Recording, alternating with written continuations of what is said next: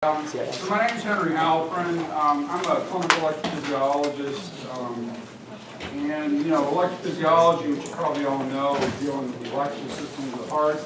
So we're basically the electricians of the heart. The plumbers, deal with opening arteries, but we deal with the electrical system, which is important to make sure that the heart beats at the correct rate.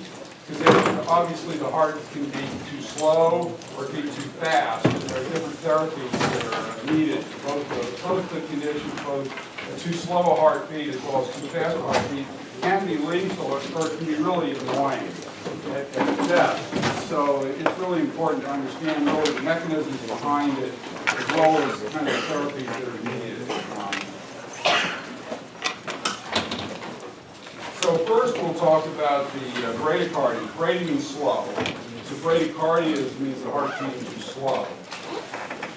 And with slow heart rates, the usual symptom is fatigue, early cardiac arrest, and death. Oh, by the way, feel free to ask questions during the lecture. Keep it a little bit on the informal side.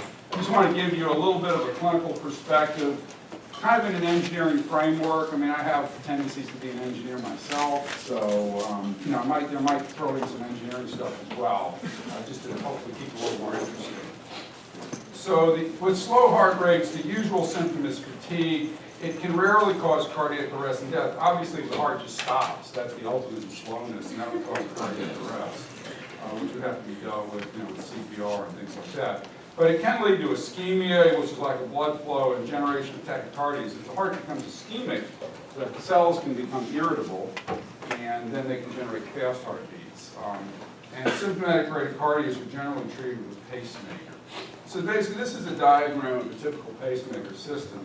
There's usually, we implant these. We implant pacemakers, we implant defibrillators, and then we do ablations and medications for the fast rhythms, which I'll get to a little later on.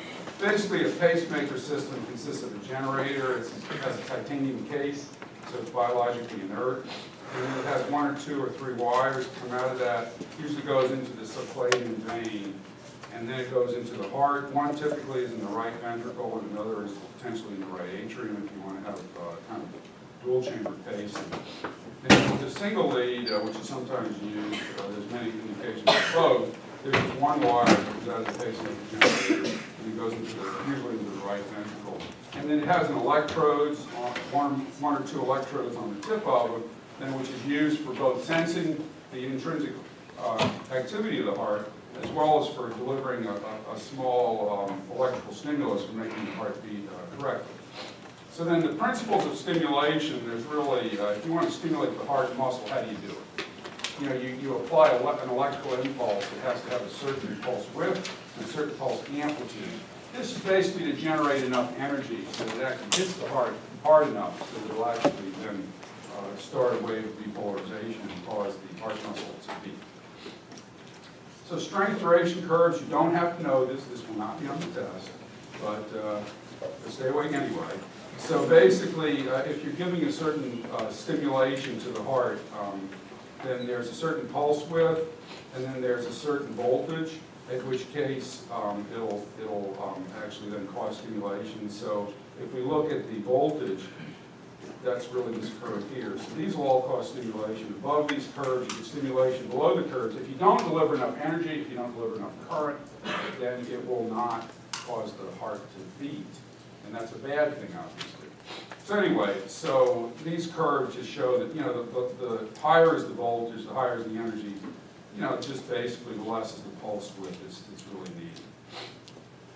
So if you're going up to really high amounts of voltage, you need very little pulse width. And there's a few things on here, like this Rio-base, which you might hear about if you're going to go into medicine. This Rio-base voltage is if you have an infinite pulse width, what's the voltage there, and you do twice that, and what's the pulse width of that, that's a Conax. Again, these are not for the test. This is just, so you've seen it and heard it the first time here. And then the principles of sensing, because you don't want to pace the heart if the heart's already beating correctly. So how do you prevent that? You actually have to sense the electrical activity of the heart, and then just fill in where it's not doing it correctly. Or if the heart's beating too slow, if your sensing circuitry senses that the heart's beating too slow, you want to pace it at a faster rate, so that it's actually pacing it or beating at the correct rate. And there's really two modes of sensing. One is unipolar or bipolar. You can kind of guess. Unipolar means there's one electrode, or at least, well, there always has to be two, but at least there's one wire. And bipolar means there's two electrodes close to space. So basically what they mean by unipolar sensing is that here's the heart over here. If you have one wire, it just has one electrode on the end of it, and then that's one part of the circuit there. And if the other electrode, if you will, is the can, so let's say the whole circuit then goes through this pacing lead, through the can, through all this biological tissue, and that's the circuit there.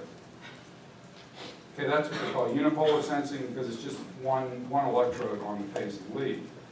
And with bipolar sensing, there's actually two electrodes on the lead. There's an electrode at the tip, and there's an electrode here. There's two wires in this lead. They go up to the can, to the generator, which is electrically insulated, and it's just sensing just the activity that's happening just between those two electrodes.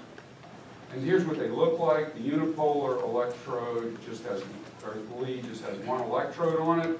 The bipolar lead has two electrodes. One is this here, and the other one is this here. The reason this is black is because it has a fractal surface actually etched onto it. The reason it's there, and it's also with steroids. The reason these all have these black tips is, believe it or not, if you looked at it under a microscope, it would look like a fractal, thing. And the reason it does that is because it has a very high surface area, and the more surface area you have on these electrodes, the lower the impedance is and the less current you need to actually stimulate.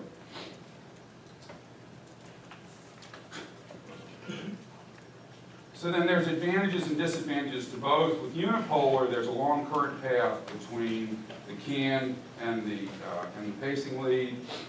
In the old days, before manufacturers could manufacture leads as well as they do today, there was only one wire in the lead, so it had less chance of breaking. The bipolar leads actually had two wires in them, and they were more prone to breakage.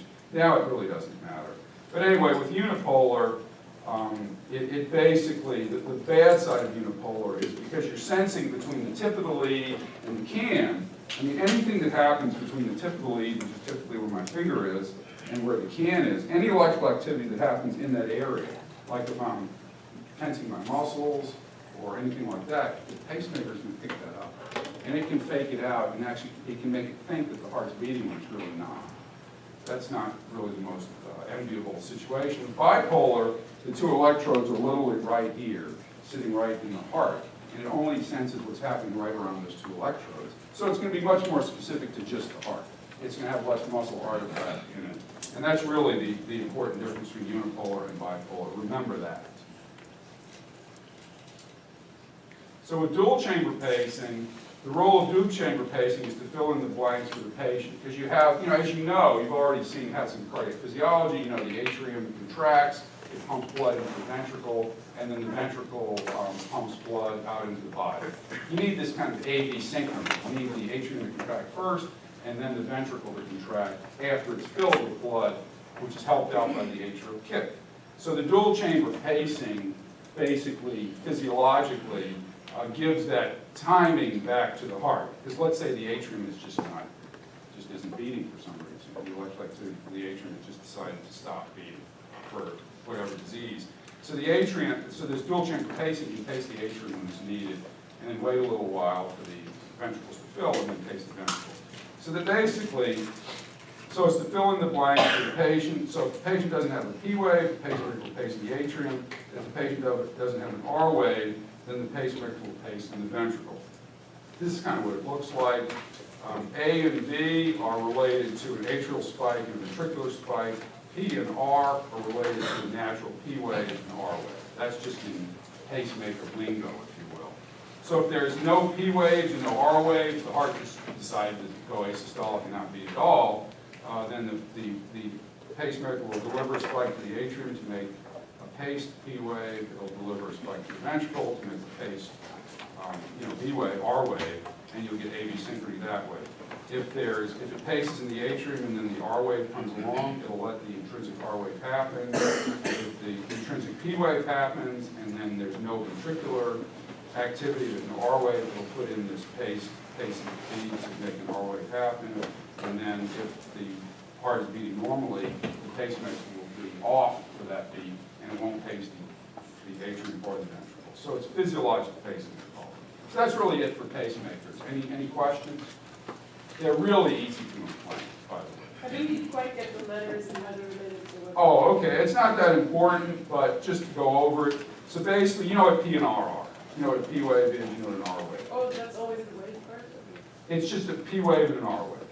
But we don't have A and B waves. So Right, so A and B is an atrial spike. It's the pacemaker. We call when the atrium, when the pacemaker paces the atrium, it generates the A. That just refers to the atrial pacing spike. The V refers to the ventricular pacing spike.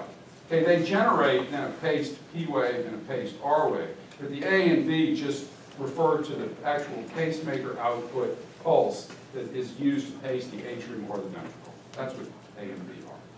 And that's the difference between A and B and P and R. Okay? Does that make sense? So R and P are always natural?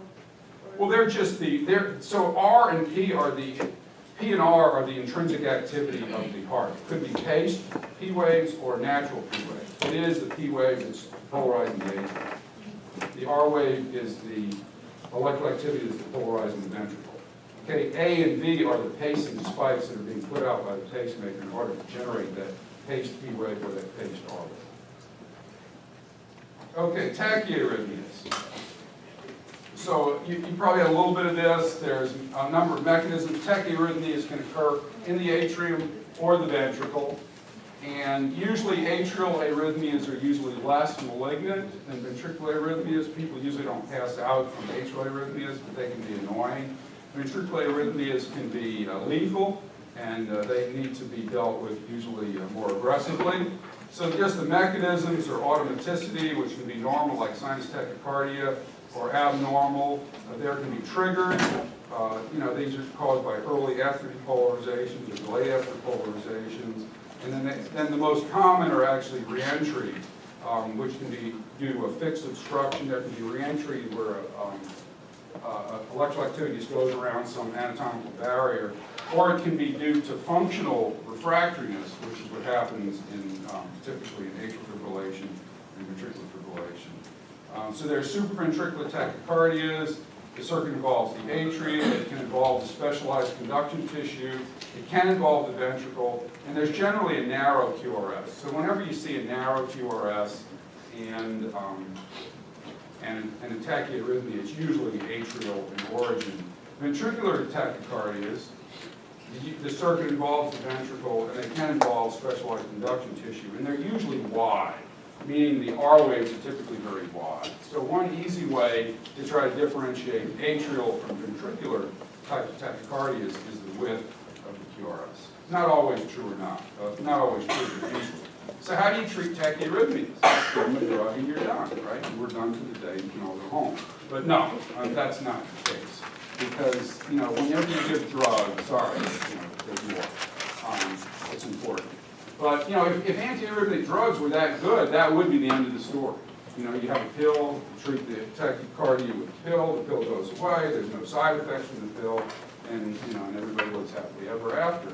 But unfortunately, with antiarrhythmic drugs, usually I hate to say it in these terms, but usually you wind up killing as many people from side effects of the drugs as are saved by the antiarrhythmic effects of the drugs.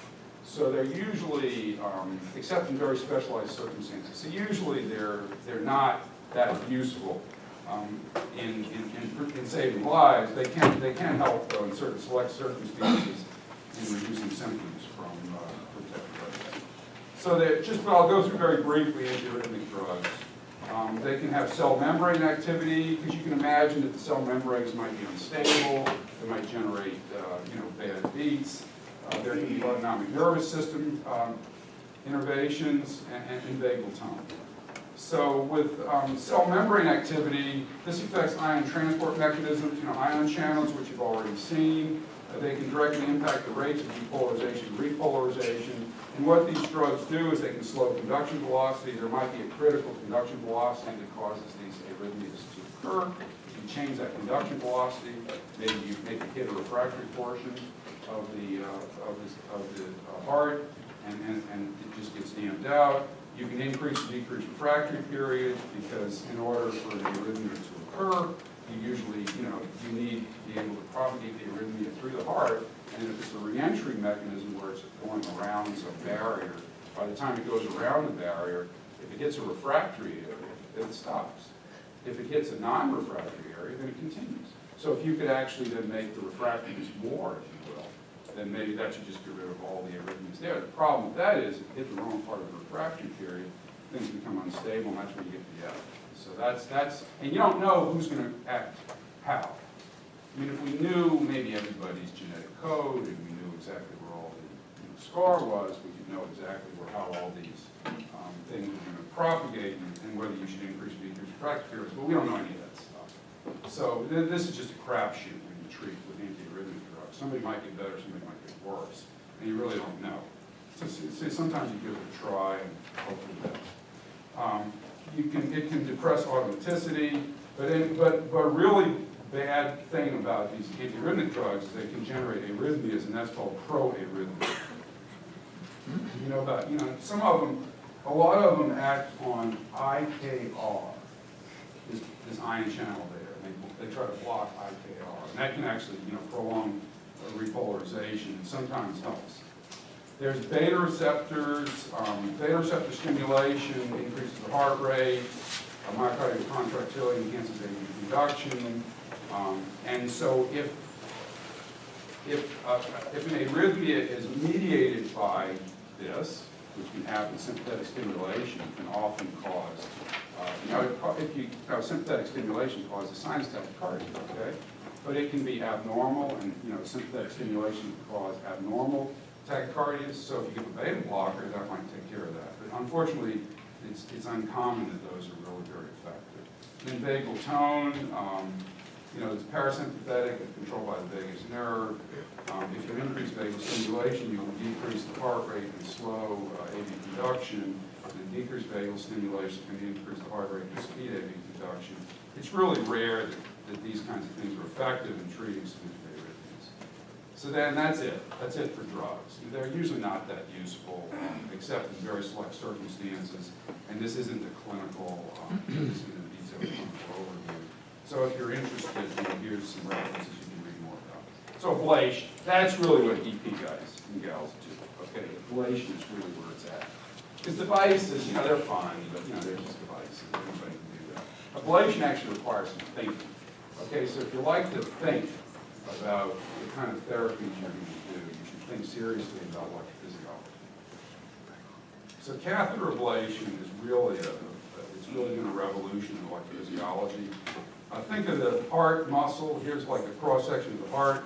What we do is we move catheters around inside the heart, and we find the right place to ablate. And I'll get into that a little bit as we go through some of these slides. So basically, if you find the spot, let's say there's a spot that's just triggered and is generating bad heartbeats, generating fast heartbeats. Imagine if you can just have a cool way of finding that spot, and you just had some energy that you could apply there, like you drop a bomb there and blow that away, then you're done. And it's, that's kind of a simplistic way of looking at it, but that's basically what we're doing. We're really dropping lots of bombs in different places and just getting rid of, the tissue that needs to be destroyed.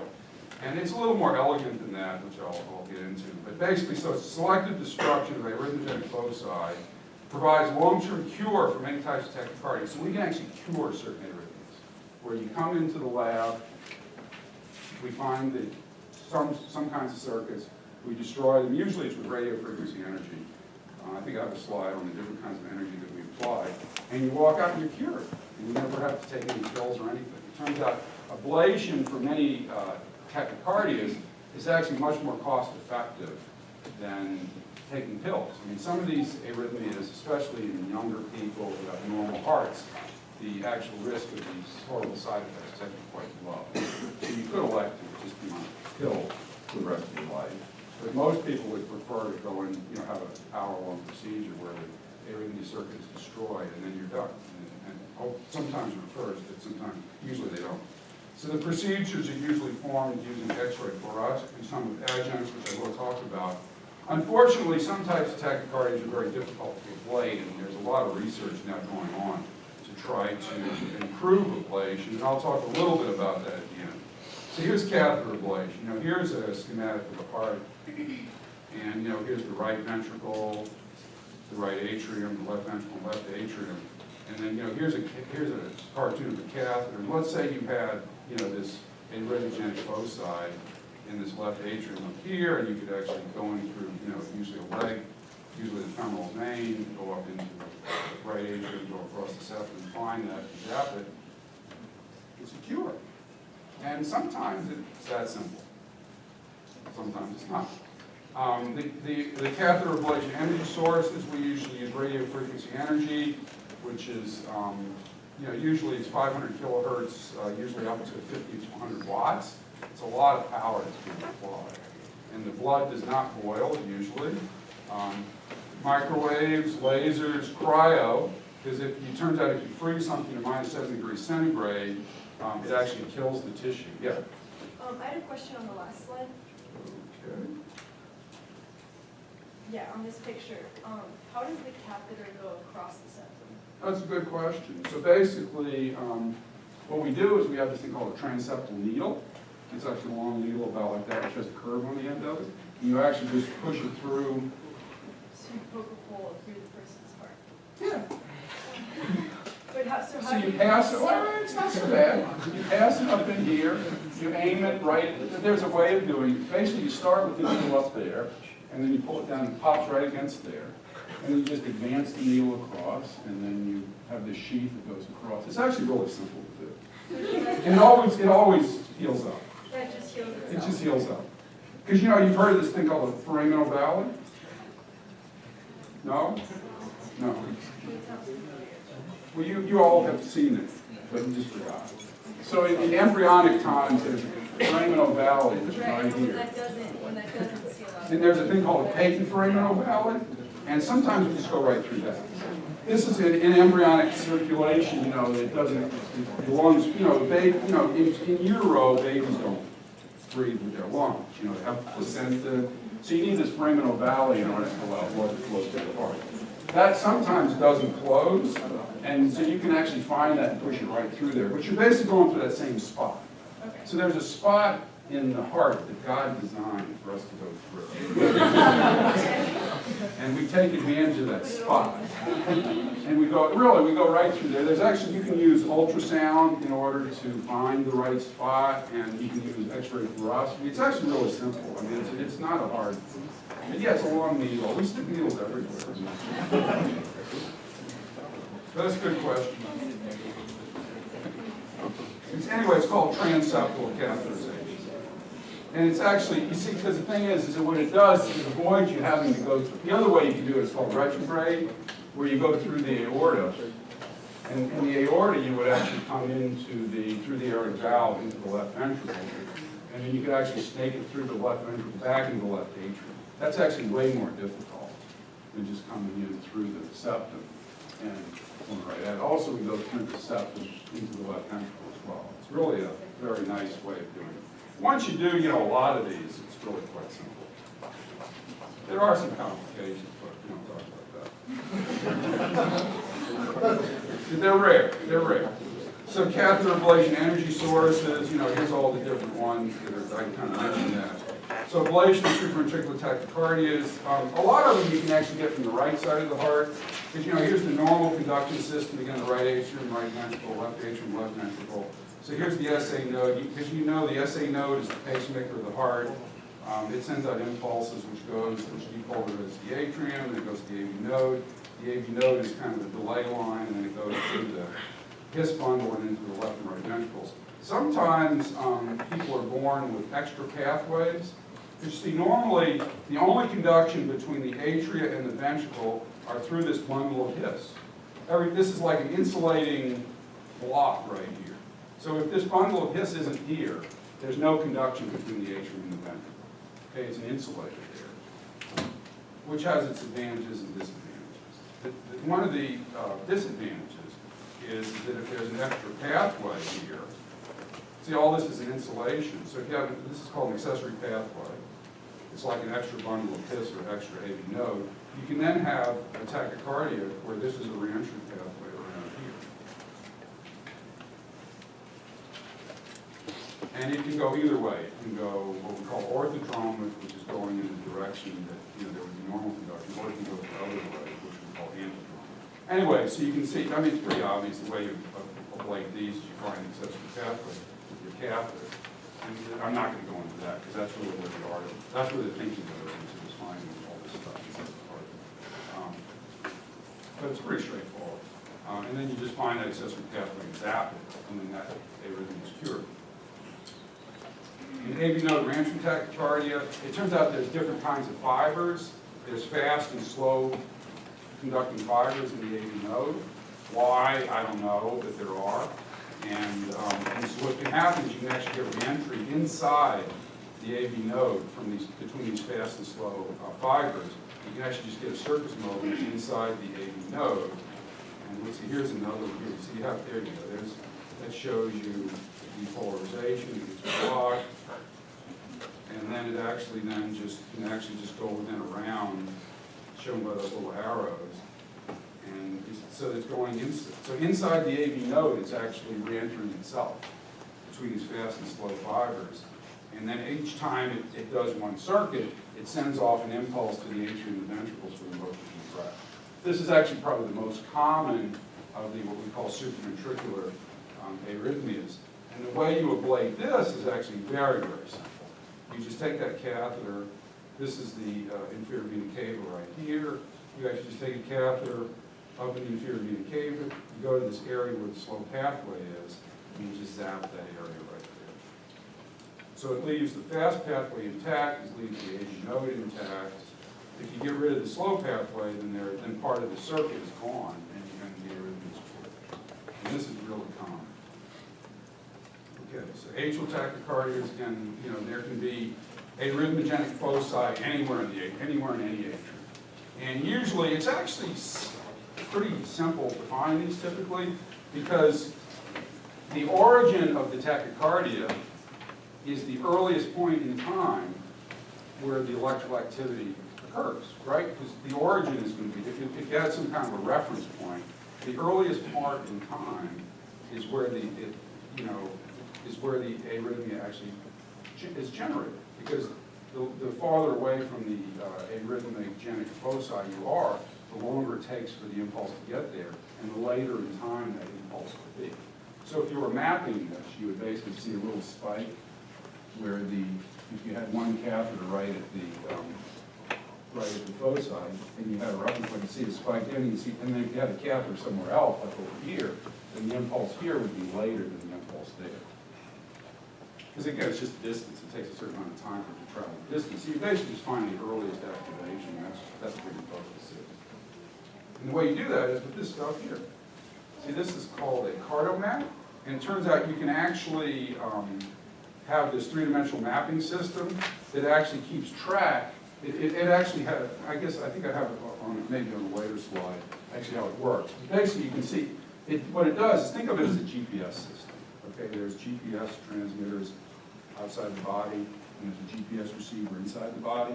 So it just knows where the tip of the catheter is inside there. And every point you touch the heart, it actually records the electrograms there. Okay?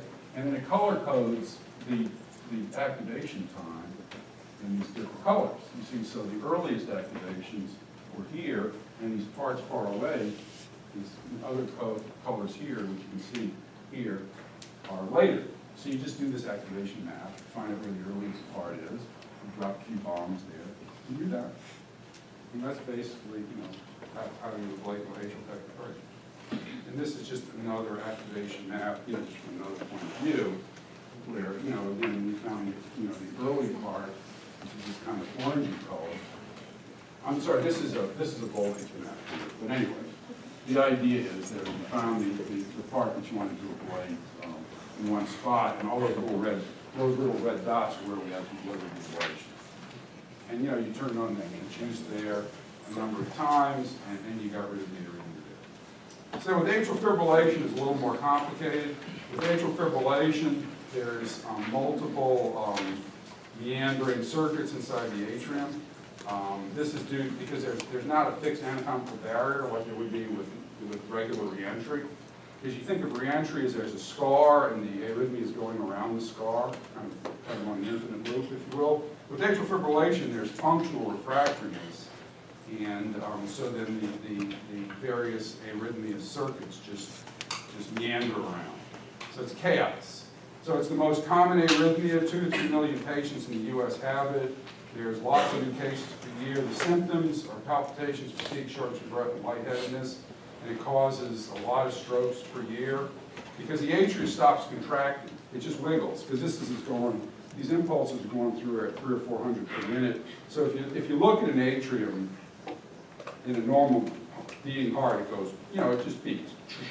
Love-dub, it just beats. With atrial fibrillation, it just does this. It just kind of wiggles. Because each time one of those atrial fibrillation wavelets it'll just be polarized. So anyway, it just wiggles. So when it wiggles, it's not pumping blood effectively. So the blood stagnates in the atria. And when blood stagnates, what does it do? It clots. And those clots can actually form inside the atrium, and then those clots can break off. And if one of those clots goes to your brain, that's a bad thing, that's a stroke. So that's one of the things that makes atrial fibrillation a real problem. But, it can be treated with drugs, it can be ablated, both of which are not very good. So then, in order to do better ablations, we do this thing called 3D image integration, which is basically the next step beyond what I showed you in those kind of crude maps. So the idea is that you would do a much more accurate ablation if you knew exactly where you were inside the atrium or inside the ventricle. Because those cardo maps, those color maps, even for somebody who's pretty well trained in using them, you don't know really exactly where you are. You know relatively, oh gee, it's earlier here than there, but where is it actually inside the atrium? And it turns out that becomes important in the ablation of atrial fibrillation as well as the treatment of tachycardia. So that's where this 3D image integration comes in, and you'll see the significance in the next slide or two. So what you do is you take a three-dimensional magnetic resonance or CT image, you segment. What segmenting is you break it up into its different chambers. Okay, here we're color coding each chamber separately. So like this is a right ventricle and a left ventricle. And then you split out the chamber that you're interested in. In this case, it's a left atrium. You want to do some ablations of the left atrium. Then what you do is then there's a navigation system, and this is this kind of GPS system. Here's the kind of it generates electromagnetic fields. It has a receiver in it, and it knows where the catheter tip is in relation to these magnetic fields. And then what you do is you want to then register that navigation system to where the heart is. Because the navigation system by itself doesn't know where the heart is. It's a completely separate system. So what you do is you find some common anatomical reference points, like these are just the right superior, right inferior pulmonary veins, left inferior, left superior pulmonary veins. So you just put marks in there and you line them up. And then what you do is then you get the result of it is that there is an real anatomy from your CT or MR image registered to where the navigation system is saying where all these different structures are. That way, when you move the catheter through the heart, you actually know where in the heart you are. And this is what the ablation looks like using that 3D navigation system. Because we know that for atrial fibrillation, the triggers for it are actually arrhythmogenic foci inside the pulmonary veins. That's just known, okay? So in order to eliminate atrial fibrillation, if you get rid of the triggers, you get rid of the atrial fibrillation. So you say, okay, just go into the pulmonary veins and zap the triggers. That doesn't work because you destroy the pulmonary veins. They're very fragile, thin structures. So what you do is you build a dam around them. So even though they may fibrillate, you actually, doesn't matter because those impulses don't get into the heart, don't get into the left atrium. So that's what they're doing here. They're actually moving this catheter around and actually drawing, putting lines, circles of ablation around the various pulmonary veins in order to make an electrically insulating barrier between the pulmonary veins and the left atrium. That's a very important point. So then with supraventricular tachycardia ablation, for most supraventricular tachycardias, ablation is much more cost effective than medicines. Typical success rates are greater than 90%. Typically on the order of 95%, with only 5% recurrence, except for atrial fibrillation. Atrial fibrillation ablation, you can imagine it's a much more complicated ablation because you have to actually isolate pulmonary veins so that impulses from inside the pulmonary veins can't get out. It's really hard to do that. Those success rates are typically only in the 60% range.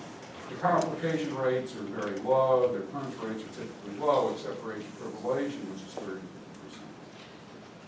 So the next one is ventricular tachycardias. Now these are really the bad actors. Usually atrial arrhythmias are annoying. They're rarely life-threatening. Ventricular arrhythmias, on the other hand, are often life-threatening. So just in the history, back to 1972, which is not that long ago, this Heinz Wellens demonstrated that there was a way of reducing ventricular tachycardia, and this thing we call induction, where we actually go in the lab, we put catheters in the patient, we actually stimulate them with different patterns of impulses, and we can actually cause the ventricular tachycardia to occur. It's called induction. And it's useful because then if you ablate stuff and you can no longer induce it, you might have a cure. And then in the mid-70s, Mark Josephson, who's one of the pioneers of EP, developed these catheter-based mapping techniques. And then in 1981, Ralph Waldo developed this entrainment criteria, which we won't get into. But it's just a way of identifying where the circuits are. And then in the 80s, correlation of scar items and bridging the production of electrograms. This is important because scars that have a mixture of normal tissue and abnormal tissue are usually one of the critical pathways for ventricular tachycardia, which is another important point. And then in the mid to late 80s and early 90s, that recently, which is when catheter ablation techniques were developed. So ischemic ventricular tachycardia is probably the most common ventricular arrhythmia. What happens is that somebody has a heart attack, and so probably everybody knows what a heart attack is. There's a blockage occurs due to atherosclerosis inside a coronary artery. That causes blood to be blocked off to a certain segment of the heart muscle. That heart muscle dies and it gets replaced by scar. The problem is it's not uniform typically. There's a mixture of scar and some surviving normal tissue in that area.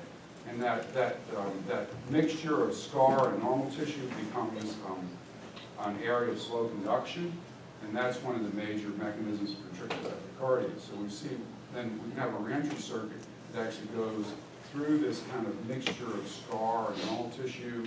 It meanders through there, then it exits, it whips around real fast, and then it goes back into this slow area, and then this circuit can go on indefinitely.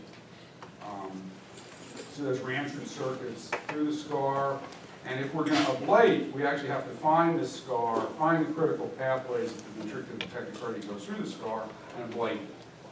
And this is not trivial at all, and there's still a lot of work that's being done to identify better ways of doing this. The current success rates are about 60%, and the procedures are often prolonged. Usually they take on the order of 4 hours to do one of these ablations, but it can last as long as 12. So this is really, and then a lot of improvement is needed on this. If any of you are interested in arrhythmia research, this is one area that's really a hot topic now. So this is the way ventricular tachycardia ablation looks like. Again, we're looking at activation maps here.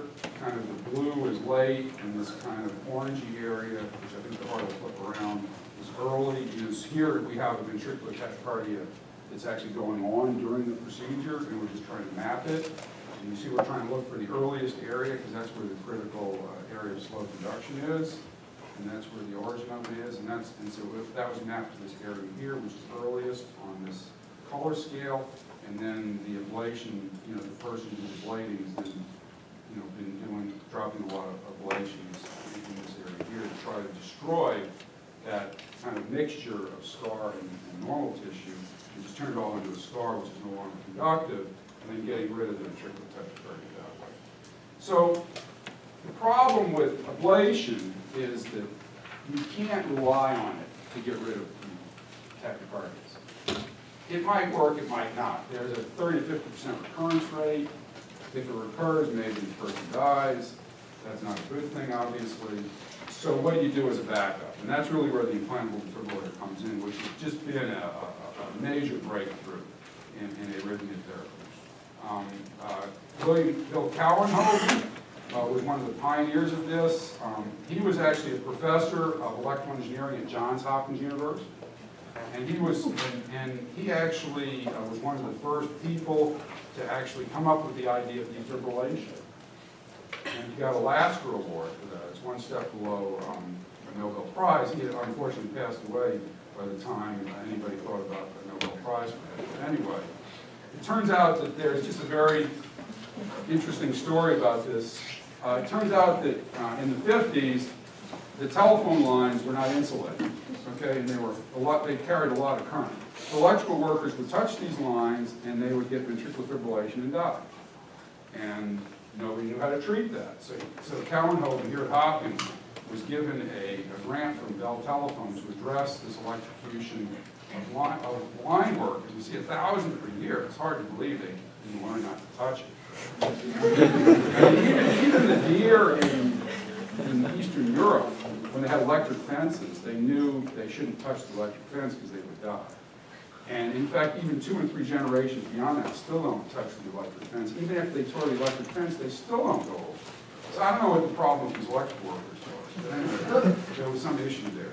But anyway, so they came up with the notion of defibrillation, but more importantly, they came up with the notion of even modern day CPR. Because during these studies where they were looking at defibrillation, they noticed that when they pushed paddles on the animal's chest, they saw a blip in arterial pressure. And that's really what led to modern day CPR. So that's one of the seminal things that came out of Johns Hopkins. But then it was really this guy, Michael Borowski, who really put it all together. Because he had the first patent granted for the first totally implantable defibrillator. It turned out he was from Israel. Well, actually, he'd escaped the Holocaust and gone to Israel. And his mentor there actually died suddenly of ventricular fibrillation, cardiac arrest. And he was really heartbroken over that. He wanted to make a system, a device that would prevent that. So he came up with this notion on his own of an implantable defibrillator. And he actually came to Baltimore and worked with Marty Mower at Sinai Hospital and really developed the ICD initially. And in the old days, they were these Mondo cans. And now they're actually quite small. They're only slightly bigger than a pacemaker, and they're actually quite simple to implant. So basically, it's very similar to a pacemaker. There's a generator that goes under the pectoral plate right in here, and then there's 1 or 2 or 3 wires going to the atrium or the ventricle, and it actually senses the tachycardias and then delivers the defibrillator shock. There's over 100,000 implants per year. In patients with compromised left ventricular ejection fraction, meaning the ejection fraction is less than 30 to 35%, the survival rates increased up to 50% over that of patients treated medically. So if you have a choice between an antiarrhythmic drug or a defibrillator, and you have a bad heart, you want a defibrillator. Because the antiarrhythmic drug is going to kill you, and 50% of the time. And the defibrillator is going to save you 100% of the time. So putting it all together, drugs, ablation, surgery, or devices, ablation cures many supraventricular tachycardias. Ablation palliates many ventricular tachycardias. ICDs are used when there's a risk of sudden death. Angioplasty and/or surgery for ischemic VT. And then drugs are used for tachyarrhythmias not curable by other means, especially for short-term termination. In young, otherwise healthy people, they can be quite effective. They can be used to reduce the frequency of recurrence of tachyarrhythmias because, the problem with ICDs is it'll shock you every time you have a tachycardia. So let's say you have 10 episodes of ventricular tachycardia a day. Happens. You get 10 shocks a day. And probably none of you have ever been shocked by a defibrillator, but it's really bad. Imagine a mule, a really big mule, kicking really hard, and it's worse than that. Some people want their ICDs taken out because they get a shock and it's so uncomfortable. that they just can't stand it. But, you know, the alternative is you're dead. Maybe it's still something we run that. Well, that's the issue. I mean, we have these conversations all the time. So, you know, so then Ron Berger and others, myself included, are then working on a system of painless defibrillation. That would be the ideal. It's a battery. It's basically just a big battery. And the battery is usually good for 8 to 10 years of kind of average use, or 300 shots. You don't want to have 300 shots, I can guarantee you. But anyway, you know, the alternative is death. And, you know, there's better ways. There's painless defibrillation may be on the way. So when other methods are impossible, it's a poor candidate for ablation or ICU because of infection or something else, we use either. Okay, so that's kind of the state of the art today. The future of ablation, I just have a few more slides, maybe another 10 minutes, 15 minutes. So we'll actually finish a little bit early. I got to tell you about my research. So that's the future of ablation. So the limitations of X-ray fluoroscopy, if you actually just take, and it's related to arrhythmotherapy, so it's entirely appropriate. So if you look at what electrophysiologists have to work with, this is from a real study. Okay, if you just put a patient in the EP lab, put the catheters in them, take an X-ray of it, this is what you see. You see all these catheters. So this catheter here is in the right ventricular apex. You can take my word for it. This is the heart here. And this one, this is the transeptal. You were asking about the transeptal. This is the transeptal sheath right here. See, it's going from the femoral vein up into the right atrium through the septum. The septum would be about right here. With the left atrium, and this big old sheath, and then here's the ablation catheter in the left atrium. This catheter here is called halo catheter. It's inside the right atrium. This catheter here, this is where the bundle disc would be. So if we were going to ablate, you know, like the AV node or tachycardia, we wanted to get rid of the slow pathway, it's right in this area here. And this is what you learn, you know, in electrophysiology school, if you will, is, you know, how to figure out where all these catheters are based on just, you know, these pictures here. But again, this is not for the test, obviously. But, you know, there's clearly limited anatomy, there's two-dimensional projection imaging, you can't visualize the catheter tissue interface, and you can't visualize ablation lesions. Because we think that in ventricular tachycardia and atrial fibrillation ablations that fail, that in fact you're just not ablating everything that should be ablated. And one of the problems is you can't tell what's been ablated today. You're dropping all these bombs, but you really don't know what's been destroyed. You can do these electrical tests, which are very unreliable, but there's no anatomically based tests. And that's where MRI comes in, and that's what we're studying the use of real-time MRI as the imaging modality. Because MRI, I mean, here we see inside the left atrium, and this, you can actually get this during a real procedure. So you can see, here's the left atrium kind of opened up, the right superior pulmonary vein, the right inferior pulmonary vein, here's the left atrial appendage. You can see that if I wanted to ablate inside the left superior pulmonary vein, it would be really easy to get inside the left, the atrial appendage if I wasn't looking. If I couldn't see this, like on x-rays, you can't see this. You could just as well be ablating inside the atrial appendage when you really should be ablating on this little ridge right here and encircling this. So the real power of MRI, we think, is its ability to visualize different kinds of soft tissue. So we can actually visualize directly the lesions that we see that have been generated. There's real-time three-dimensional imaging. There's no ionizing radiation. And for the business people, it's important that it's actually a similar cost as a biplane X-ray system. So it's really not cost prohibitive to do this. So real-time MRI guide. First, the technology. Our lab has developed MRI-compatible catheters. Why is this important? So it turns out that if you want to put a catheter inside an MRI scanner, there's lots of potential issues. One is that it's a 1.5 Tesla magnetic field. So imagine putting a piece of ferromagnetic material inside a 1.5 Tesla. You know these little magnets you get, 50 Gauss. Okay, a Tesla's 10,000 Gauss. So it's a really strong magnetic field. And if you happen to accidentally put an oxygen bottle near the scanner, it will suck it in. And there have been a few deaths related to flying objects where people weren't, careful about putting ferromagnetic objects near an MRI schema. So you have to get rid of all the ferromagnetic materials. But the other thing is there's 10 kilowatts of radio frequency energy that are transmitted by the MRI scanner in order to make the image.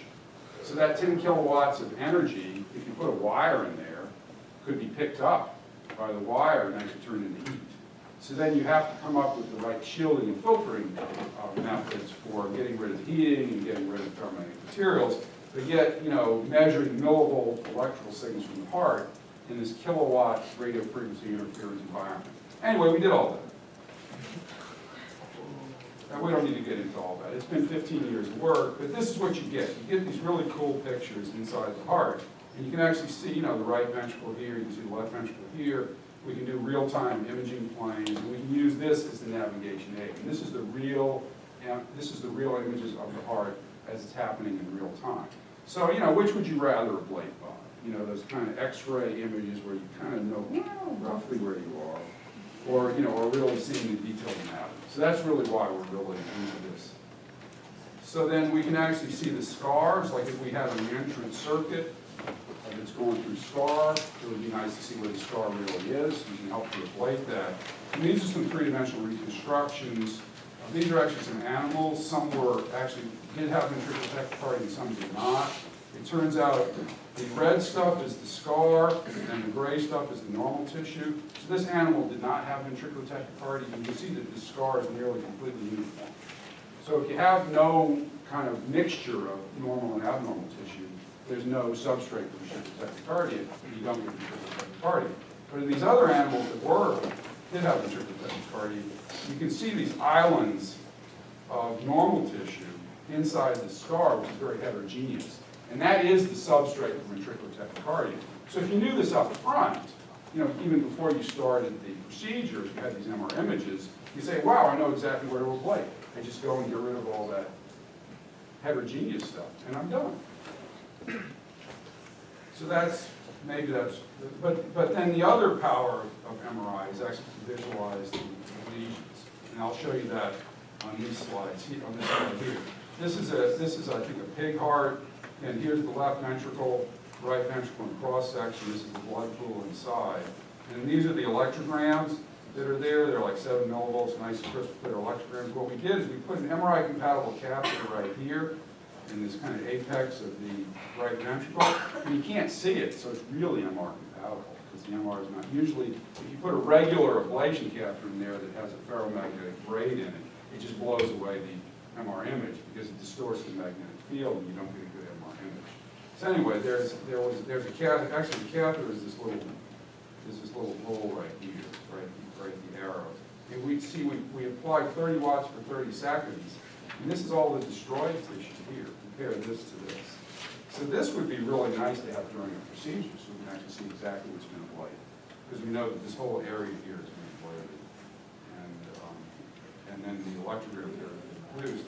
And this is just, we applied RF energy here. Here's just the lesion intensity versus time. You can see within about a minute or so, the lesion starts to light up. So this could be used during the procedure to see what's been ablated. We can use the stuff called gadolinium, which changes the MR parameters to see the lesions. Here we applied a lesion here and a lesion here on this heart, and we injected gadolinium, and you see this nice void that happens. And then after a while, the gadolinium soaks in and lights this up. So here we see really nicely, these lesions that light up. So we can see exactly where we've been ablated. If we had to ablate this whole area and ablate in between those two lesions, then these three-dimensional images would actually show us nicely where we need to do the next ablation. And then one of the problems with arrhythmias recurring is there's gaps. You haven't ablated everything you need to ablate. So here we see, we put these ablation lesions here, we paste on one side, sense on the other side, and that's, where the paste and sense is 20 millisecond delay. And then we navigate our catheter to this gap, we filled in the gap, and now rather than the impulse going through this gap, it's actually going around it, as shown by this increase in time. See, this is what I was showing you about early activation versus later. We put catheters everywhere inside the heart and look at the timings between different events. And that's really what tells us where the right spot is to ablate, and also whether our ablation has been successful. But you see with these electrical surrogates, you don't know if there's been permanent ablation. Sometimes this tissue recovers. It's not really dead. It's only stunned. So how do we decide where to ablate, where's the BC coming from? And this is really kind of where the real power of MR is, because we see that, again, here's this infarct here that was placed. You see part of the infarct is this dense scar shown by this white stuff. That's the dense scar, and then this other kind of grayish stuff in between, where you see this very, very heterogeneous. It's a mixture of normal tissue, which is this color out here, and this very abnormal tissue, which is this white here. And that's really where all the action is.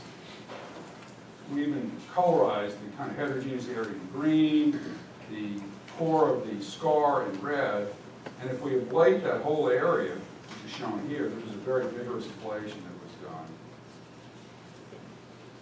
There's no more arrhythmia. You see, so what we did in this image here is we destroyed all this heterogeneous area here, and it's now all homogeneous, except for these craters we made here.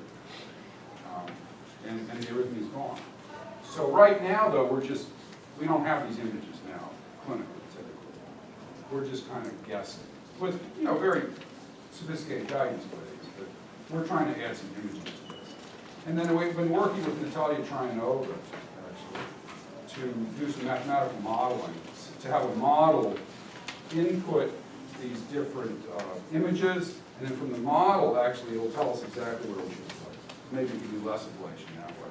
So this image here just shows you ventricular tachycardia in an animal going right through the scar, going through that heterogeneous tissue, like I was showing you. And then this is actually output from the model, where the data basically from here is put into the model. And you see it's reproducing. What's the one going on? And it winds up with this figure of 8. So there's this figure of 8 ventricular tachycardia. It's very similar to this one here. So the model basically can reproduce. So what we do is we actually then take different parts of the image. Depending on their image intensity, we ascribe different electrical properties to them, and we have it predict, whether there's going to be ventricular tachycardia or not. And in this case, you can see all that swirliness around there is the ventricular tachycardia that the model predicted. And then we can actually, so in this particular animal, all the action was over here, but we actually, using conventional ablation technologies, we ablated in the wrong spot. We ablated over here. And in this case, the model said that our ventricular tachycardia, you can see it's actually recurring. So it predicted the failure to terminate the VT. And then the model said we should ablate over here, kind of in the midst of, this, where all these different electrical properties are. In this case, we pace, pace, pace, and there's one cycle and then it stops. So the model told us that, hey, we should have ablated over there. But this was, again, just for validation of this. So then, just to kind of wrap it up, we have done a couple patients. You can see this is a patient here. This is us in the MRI scanner. See, it's really a patient. See the foot there. And, this is all of our MRI compatible interface stuff. And this is me over here, pushing a catheter inside this patient. This was the first time ever we did this. So you can see this little tip of the catheter, there's that little red cross. And the white thing is the catheter. I'm pushing it really slow because it's the first time I ever did it inside a patient. So we wanted not in a hurry. And these are just the electrograms that we were measuring. We just wanted to show feasibility of this. So in the summary, MR images can contain real-time electron acquisition and ablation. MR can be used to guide catheter navigation. Ablated tissue and true anatomy can be visualized and localized and making treatment maps feasible. Gaps in lines of ablation can be found and filled in. Imaging can be used for the conduction block, and computational modeling can localize ablation sites. And these are all these people who are involved in all the studies that we did at the top. And I just wanted to thank them. So that's kind of it. That's kind of an overview of the arrhythmia therapy, both past, present, and future. And I'll be happy to answer any questions that you might have. So thanks for your attention.